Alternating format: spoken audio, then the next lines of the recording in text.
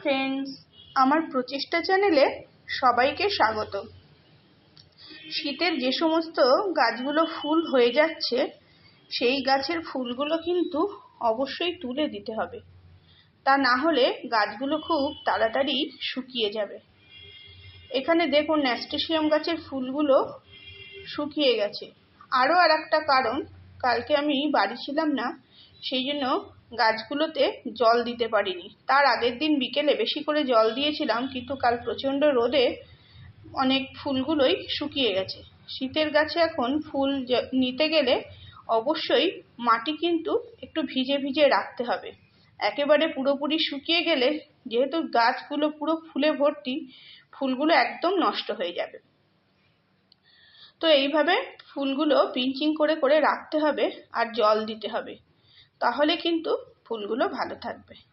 আজকে একটা কাজ করব, কিছু কিছু পিটুনিয়া আর প্যানজি প্রচণ্ড রোদে থাকার দরুন শুকিয়ে গেছে। তো সেই গাছগুলো তুলে তার মাটিগুলো বার করে নিয়ে রোদে দিয়ে রেখেছি। এইবার গতকাল আমি দেখলাম আমার বাগানে কিছু থানকুনি পাতা ছিল। সেই থানকুনি পাতার তলায়, যেহেতু ওর শিকড়টা মাটির সঙ্গে পুরো একদম এঁটে লেগে থাকে, তো পাতার তলায় তলায় দেখছি শিকড়ের মধ্যে পুরো মিলিবাগ তৈরি হয়েছে।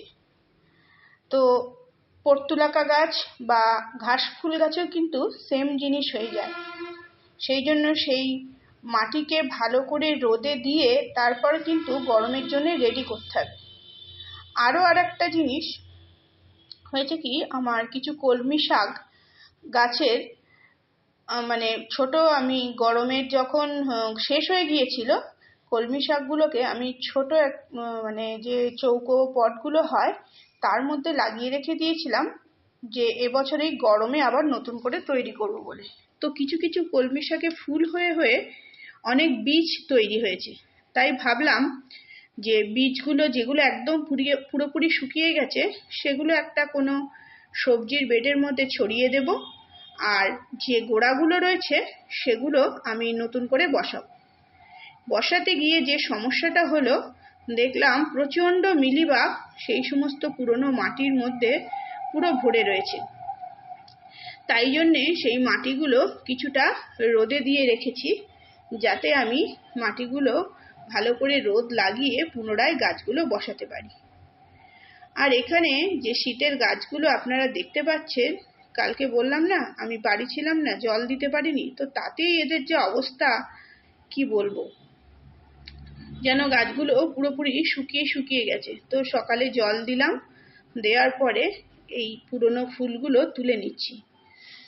তো যেগুলো হ্যাঙ্গিং পট সেগুলো কি করব, দেখা যাচ্ছে একই রকম ফুলের যেগুলো গাছ আছে সেগুলো কিন্তু ধীরে ধীরে আমি সব গাছগুলোর যত্ন আমি করব না পিটুনিয়ার। দেখা যাচ্ছে আমার ডবল ভ্যারাইটির কিছু পিটুনিয়া রয়েছে হ্যাঙ্গিং, অনেকগুলো গাছ। তো সেই গাছগুলোকে নিয়ে আমি যেটা খারাপ হয়ে যাবে সেই গাছটাকে তুলে আবার কি করব, নতুনভাবে তার মাটিটা নিয়ে রোদে দিয়ে অন্য গাছ বসানোর কাজে লাগাবো।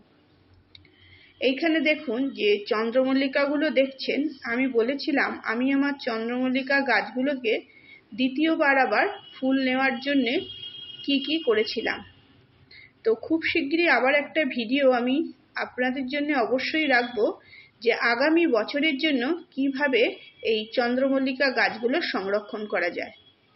এখানে দেখুন টেক্সাস ফুলের গাছটা প্রুনিং করে দিয়েছিলাম, কি সুন্দর তার গ্রোথ হচ্ছে।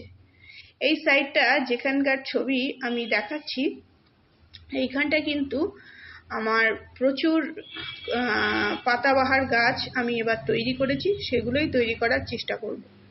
এখনো অনেক কাজ, ফেব্রুয়ারি মাস শুরু হওয়ার সাথে সাথে প্রচুর কাজ আমাদের কিন্তু থেকে যায়। কেন, শীতের বাগান থেকে কিভাবে আমরা আবার গরমের বাগানে চলে যাব, তার জন্য আমাদের কিন্তু অবশ্যই একটা প্রস্তুতি নিয়েই নিতে হবে ফেব্রুয়ারি মাসে, নইলে প্রচণ্ড গরমে কোনো গাছ আমরা বাঁচাতে পারবো না যদি আমরা সেগুলো রিপোর্ট করি, তুলি।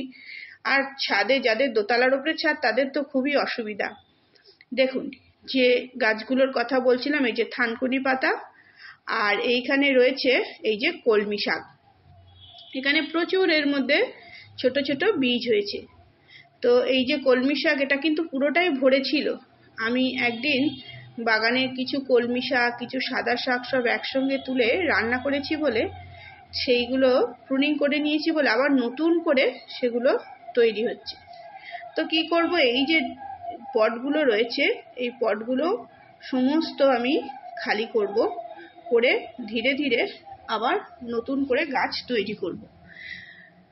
অন্যান্য গাছের ক্ষেত্রে কিন্তু হবে না, যেমন সাদা শাক, লাল শাক, এগুলো কিন্তু কাটিং করে হবে না, ওগুলোর বীজ ছড়াতে হবে। কলমি শাক বীজ থেকেও যেমন হয়, আবার কাটিং থেকে লাগিয়ে দিলেও কিন্তু হয়, সেগুলো বীজ থেকে হতে একটু সময় লাগবে। তো আর এই কলমি শাক যেগুলো হয়ে আছে তার শিকড় সমেত গাছগুলো বসিয়ে দিলে খুব তাড়াতাড়ি হয়ে যাবে। আর এই যে দেখুন বীজগুলো, প্রত্যেকটা বীজ ভাঙলে 4টে করে বীজ বেরোবে। বীজগুলো বেশ মোটা মোটা ধরনের, 4টে ছোট ছোট বীজ এতে বেরোবে। এবার এখানে এই যে রেখে দিয়েছিলাম থানকুনিয়ার এই পাতা, দেখছি এর পুরো গোড়ায় মিলিবাগ ভরে গেছে। তো মিলিবাগ ভরে গেলে একটাই কাজ, শুধু কিন্তু যে রিপোর্ট করে দেবো মাটি রোদে দিয়ে তা না, এই গাছগুলোকে আমি পরিষ্কার জলে আগে ভালো করে ধুয়ে সেই জলে দেখব মিলিবাগগুলো যখন ভেসে উঠেছে তখন সেগুলো পুরোপুরি একদম ফেলে দেব, বাগানে একদম রাখবো না। কোনো মাটিরও যদি তলায় থেকে থাকে তার মায়া কিন্তু করবো না, পুরোপুরি একদম ফেলে দেবো সেই জলটা। মিলিবাগ বেরোনো, যে প্রচুর মিলিবাগ বেরোবে এর থেকে। আর কিন্তু তার ফেলে দেওয়ার পরেও কিছু কিছু মিলিবাগ একদম শিকড়ের সঙ্গে থেকে যায়। তো সেটা তাড়াতে গেলে আমাকে করতে হবে কি, গাছগুলোকে অবশ্যই কোনো ভিম লিকুইড কিংবা কোনো সার্ফ দেওয়া জলে ভালো করে ধুয়ে মিলিবাগগুলো পরিষ্কার করে নিতে হবে। ওই সার্ফ দেওয়া জলে বা ভিম লিকুইড জলে মিলিবাগগুলো ধুয়ে নিলে যদিও বা ওতে একটা দুটো মিলিবাগ থেকে থাকে, সেগুলো কিন্তু আর বাঁচবে না, ওরা মরে যাবে। তো তারপর এই গাছগুলোকে বসাতে হবে। গরমে কিন্তু এই মিলিবাগের সমস্যা খুব হয়। মিলিবাগ না, বিভিন্ন ধরনের পোকামাকড় যদি পুরনো পাতার তলায় থেকে থাকে, সেই অবস্থায় যদি আমরা আবার সেই গাছগুলোকে পুনরায় বসিয়ে দেই, তো বাগানে বসা মানে অন্যান্য গাছগুলো ধীরে ধীরে তারা নষ্ট করতে থাকবে। তাই জন্যে কি করতে হবে, মাটিগুলোকে অবশ্যই ভালো করে ঢেলে শুকিয়ে নিতে হবে রোদে।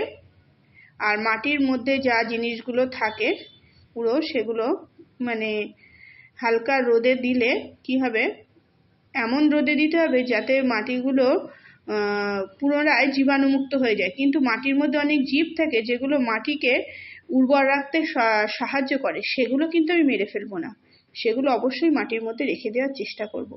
রোদে আমি দেবো, কিন্তু পুরো খটখটে শুকনো আমি করে ফেলবো না, হালকা রোদে দিয়ে একটু নেড়ে চেড়ে তারপর এগুলোকে বসিয়ে দেবো। আর এখানে যে পুরো মাটিগুলো রয়েছে, পুরো মাটিটা কিন্তু আমি বসাবো না, আমি করব কি, এর অর্ধেক পরিমাণ মাটি এখানে বসাবো। আর এই যে দেখুন জলের মধ্যে আমি ঠিক এইভাবে পরিষ্কার করে আমি এগুলো কিন্তু সমস্ত ধুয়ে নেব। আমি যদি টানাটানি করি তো এই যে শিকড়, কলমি শাক আর এই থানকুনি পাতার যে শিকড়গুলো রয়েছে হয়তো ছিঁড়ে যাবে, গাছগুলো বাঁচবে না। এখনো আর একটা কাজ করতে হবে, আমার যে পুদিনা পাতাগুলো রয়েছে সেগুলো আমি একটা ছোট কন্টেনারে রেখে দিয়েছি, প্রচণ্ড রুট বাউন্ড হয়, সেগুলোরও কিন্তু ব্যবস্থা করতে হবে। তো যাদের বাগানে এরকম শাক, কলমি শাক, থানকুনি পাতা, এরকম বিভিন্ন শাক যেগুলো গরমে খাওয়া যায়, তারা কিন্তু পুনরায় অবশ্যই রিপোর্ট করে ফেলুন। তা না হলে গরমের শুরু থেকে সেগুলো আর হারভেস্ট পাওয়া যাবে না। এর সঙ্গে সঙ্গে আমি কিছু পর্তুলাকা আর ঘাস ফুলও আছে, সেগুলোও কিন্তু এই একই কাজ করব। তার মধ্যে আমি দেখলাম পুরো মিলিবাগ ভরে গেছে, সেগুলোকেও ভালো করে ধুয়ে নেব, ধুয়ে এখানে রিপোর্ট করে দেবো।